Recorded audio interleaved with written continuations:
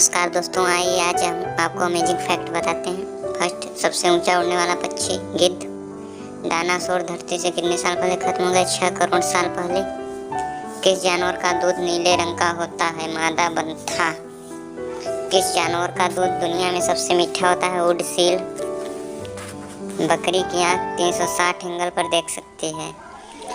और अगर कोई गिलहरी मर जाए तो अन्य गिलहरी उस बच्चे को गोद ले लेती है। गिलहरियाँ बिल्कुल इंसानों की तरह उस बच्चे की देखभाल करती हैं। कितनी अच्छी सोच है। और इसी तरह की नॉलेजफुल वीडियो पाने के लिए चैनल को लाइक, सब्सक्राइब और शेयर करें। धन्यवाद।